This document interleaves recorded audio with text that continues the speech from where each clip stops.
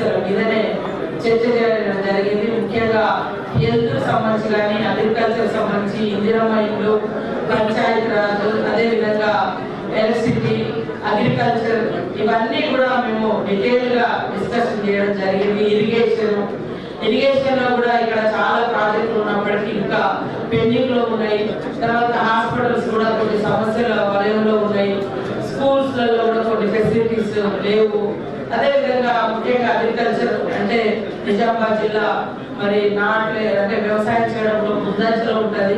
మనకి ఎస్ఆర్ఎస్పీ కానీ ఇతర ప్రాజెక్టులతోటి ఎక్కడ కూడా యూరియా పెస్టిసైడ్ సమస్య లేకుండా జిల్లా యంత్రాంగం, కలెక్టర్ గారు, స్థానిక ప్రజాప్రతినిధులు, అగ్రికల్చర్ డిపార్ట్మెంట్ అంతా కోఆర్డినేషన్ చేసుకుని ఏ రోజు ఎక్కడ ఏ రైతులకు ఏది అవసరం ఉంటుందో ఆ ప్రకారంగా ఇవ్వడం జరిగింది.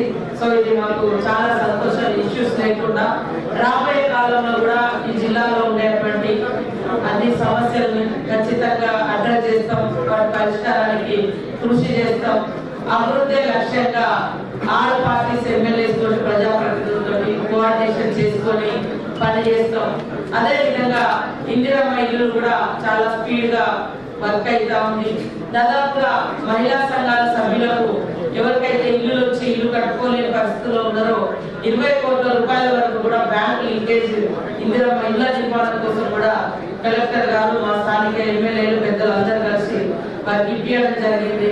రాబోయే కాలంలో మహిళా సంఘాలకు మరి కూరగాయల సాగు విషయంలో కూడా ఒక ప్రోత్సాహం ఇవ్వాలని నిర్ణయించుకోవడం జరిగింది. అదేవిధంగా ఇరిగేషన్ సంబంధించి జిల్లా నిజామాబాద్ జిల్లా కానీ, కామారెడ్డి జిల్లా కానీ అందరితో ఉమ్మడి జిల్లాతో మరి ఉత్తమ్ కుమార్ రెడ్డి గారితో ఇరిగేషన్ మినిస్టర్ తోటి మీటింగ్ ఏర్పాటు చేసుకొని ఈ జిల్లాలో పెండింగ్ లో ఉన్నటువంటి ఇరిగేషన్ వర్క్స్ మీద కూడా తొందరలోనే మంచి నిర్ణయం వచ్చే విధంగా కృషి చేయడం జరుగుతుందని కూడా ఈ సందర్భంగా తెలియజేస్తా ఉన్నాం.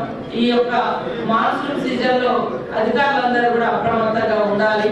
ఎందుకంటే మరి వర్షాకాలంతో విష జ్వరాలు వ్యాపించే పరిస్థితి ఉంది.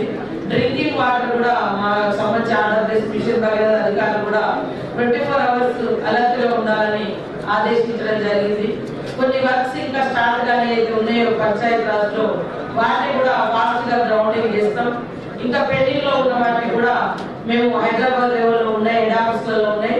ఆయా శాఖలకు సంబంధించినటువంటి వర్క్స్ అన్ని కూడా ఫైల్స్ మూవ్ అయ్యే విధంగా చొరవ తీసుకోవడం జరుగుతుంది.